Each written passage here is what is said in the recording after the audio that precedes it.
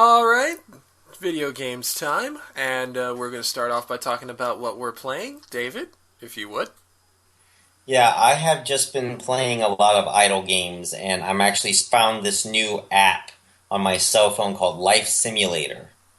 You're basically playing the game of life. The object of the game, don't die. Pretty simple.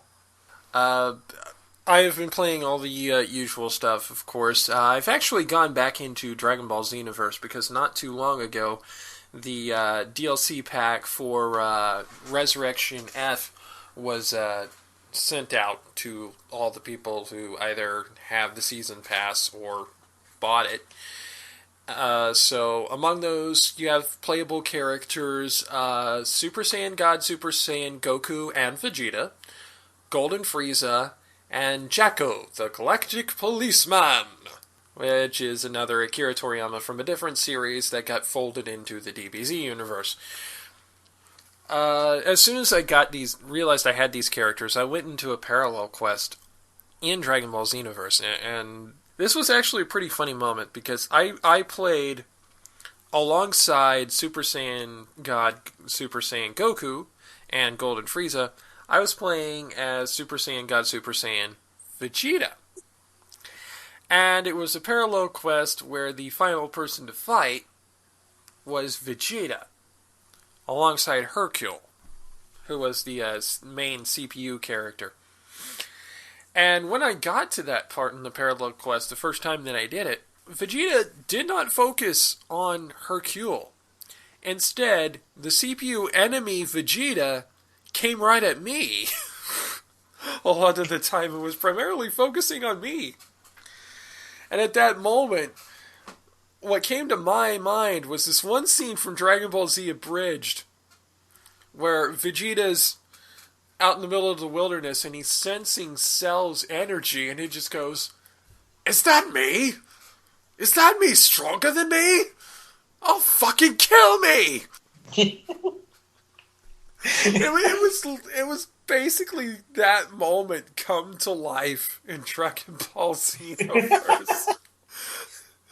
Yeah, that really sounds pretty damn funny, man. Yeah, because this CPU Vegeta is like, fuck Hercule, I'm going after me.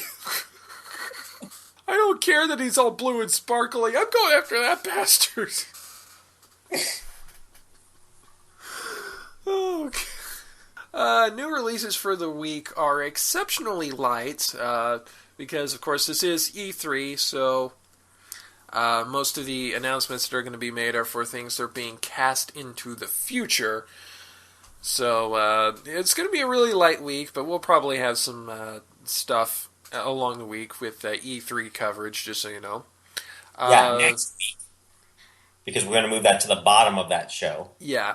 We do have two new releases this week. For those of you who have PS4s or Xbox Ones, the shooter game Payday 2 is bringing their Crime Wave edition, which is of course, the current gen version with all current DLC for the Xbox One and PS4, and that is coming out on June the 16th. And then on June the 18th, for the Wii eShop, is a game from a company called Oxiab Game Studio, O-X-I-A-B Game Studio, called Canvalion.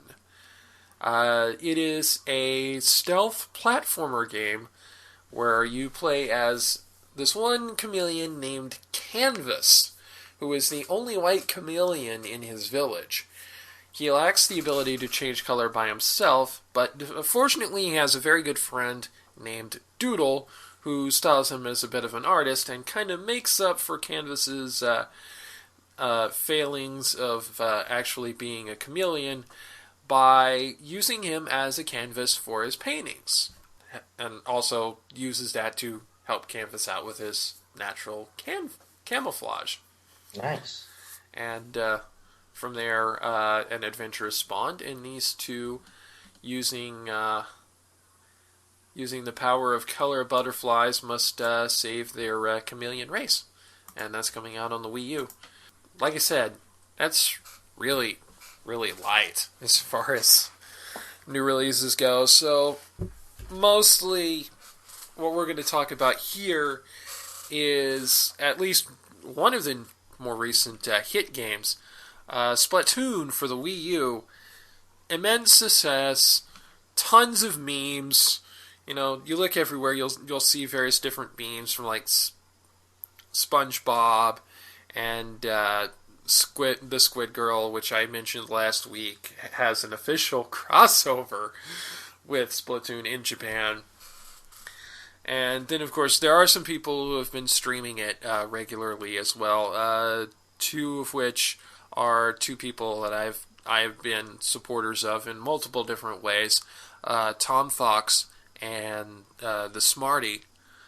In fact, Tom Fox affectionately refers to his Splatoon streams as Two in the Ink. And in fact, there was actually a Two in the Ink Miiverse post out for a short time created by noted YouTuber Lucagen, who is a friend of both of them.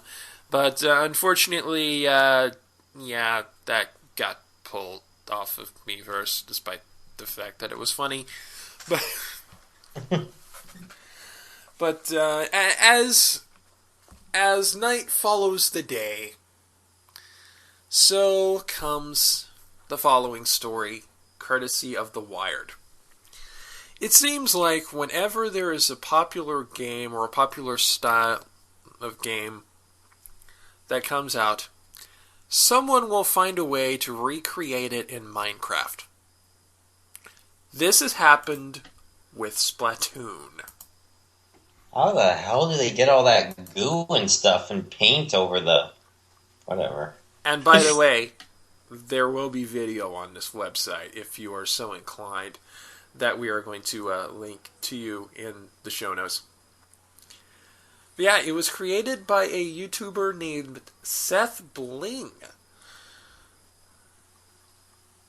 Of course, the Wii U game challenges teams to cover more of the map in ink than their rivals can. Launched late last month to critical, but if you don't have a Wii U, now you can halfway pretend that you're playing Nintendo's subversive team shooter on a PC. It's not precisely Splatoon, mind you, but Seth Bling's take manages to hit several key notes. I am quoting from the story, by the way. Right? And Seth Bling's Splatoon Minecraft mashup, 2 teams of 4, or more if you like, square off in familiar orthogonal levels wielding any one of 3 Splatoon-inspired weapons. The goals, paint everything, and timescales, 3 minutes per match, and transformable wall-climbing squid thingies are basically identical. Unlike Splatoon, though, you can play in either first or third-person mode. About the only things that are missing from this remix in Minecraft are Splatoon's various different unlockable weapons, and the option to quick launch across the map to any allied position, but you know they'll figure out a way to do that. So if you want to check this out, go check out Seth Bling on YouTube. Of course, there will be a video also in the link given. And yeah, it is pretty interesting.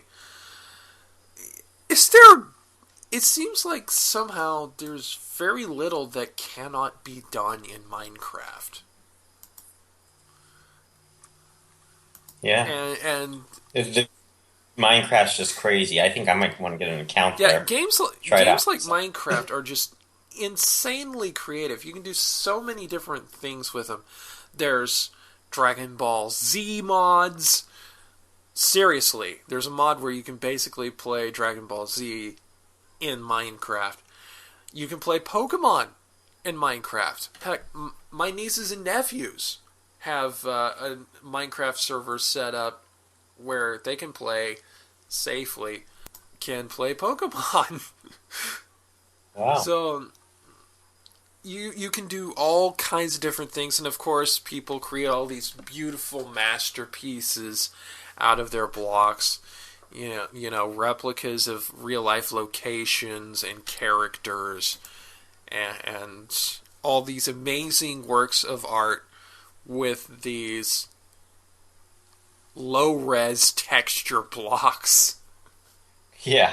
And to combine that with probably the boldest IP that Nintendo's come out with in some time, aside from it being inevitable, is just incredible. I'm still trying to figure out how they got the physics around getting those circles and stuff. Isn't Minecraft all blocks? So, I mean, someone has to put some serious work into making that. Well, yeah, it is still the blocky, Okay. Yeah, it is still the blocky voxel kind of way, but yeah, you can. They figured out a way to basically have something in your hands that can make blocks change color. Yeah, you're a squid now, you're a kid now, you're a block now.